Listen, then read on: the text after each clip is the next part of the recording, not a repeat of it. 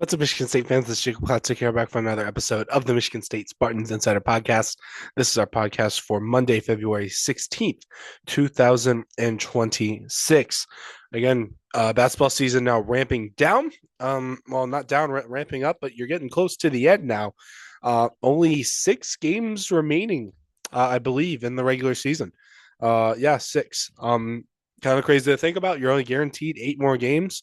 You have one Big Ten tournament game, of course, and then you can, NCAA tournament. Who knows? But that's the way things are right now. Michigan State sitting at 20-5 on the season, 10-4 in Big Ten play, but they have lost 3 of their last 4 games. The last one being a blowout loss to Wisconsin. They play UCLA at Tuesday at the Breslin Center. Going to be a big game for this team's confidence, for their mental fortitude, and they need to regather some momentum because they have not been playing well for the past 2-3 weeks, really since that Rutgers game where they got taken to OT.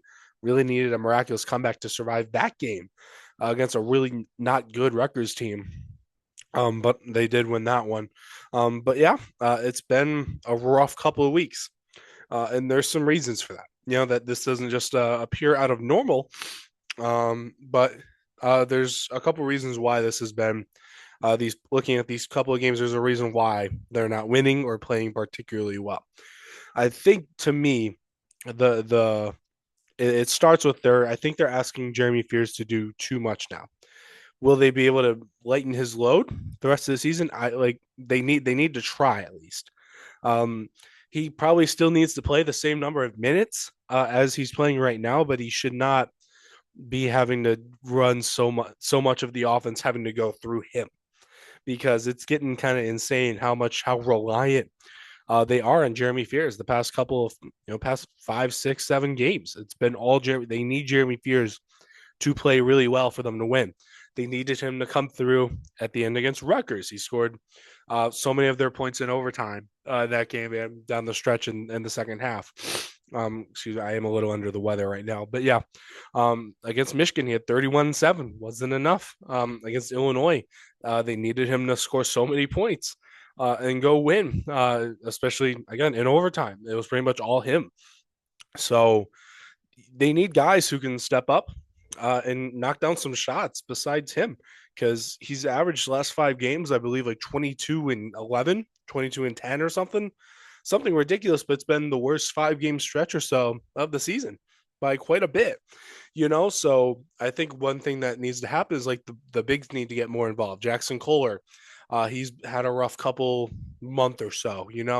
Carson Cooper needs to get better. He's had single digits the last 4 games, I believe. Bigs need to step up. The other guards though really do need to step up. You just need someone to become consistent at the 2 spot. Again, losing Divine Ugochukwu for the season is pretty brutal for this team because they're just already really, really thin at the guard spot. Because again, Trey Fort hasn't really worked out the way people have hoped because he hasn't been truly consistent. He's had his moments and everything, but hasn't always been there. Again, Jordan Scott is coming along, but he didn't shoot the ball great in that. Like, he had a couple of threes, but he's been shooting the ball better. I do think he's your best solution at that spot, but you're still asking a lot out of a freshman to take on a bigger load offensively.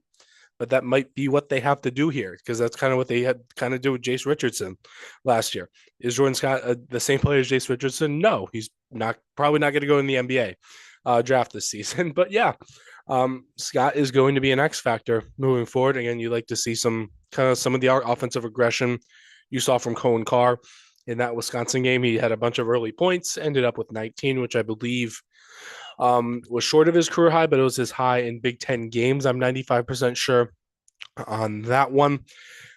It's just, again, this team was better when Jeremy Fears didn't have to be Superman every single game because that's what he needs to be right now for Michigan State to have a shot in these games.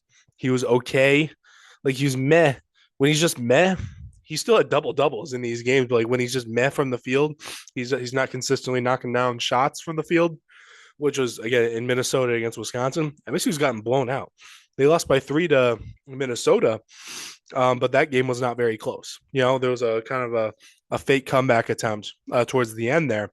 And then Wisconsin was just a total shellacking, and he still had double. I think he had double doubles in those games. But like the big stat that I've seen that has kind of made me think the most is his assist rate. Kind of a semi-advanced stat, not really.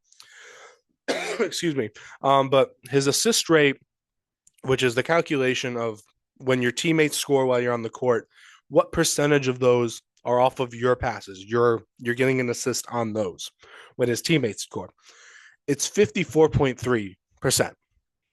More than half of the time when it's not Jeremy Fears scoring, it's off of his passes. To give you some additional reference of how crazy that is, you can. This is how it is on KenPom. The next closest guy, at least the last time I looked, which was like the other day, right after the Wisconsin game, the next closest guy in power in a power conference team was about 45%. It's not even close. I'm on like big conference teams. There's like a guy on like Jackson State who is like 49%, but that's Jackson State, different type of different competition and all that. And I went through all the years. They've been tracking this since the 03-04 season. He's tied for first ever since this stat has become a thing on KenPom. So what does this mean?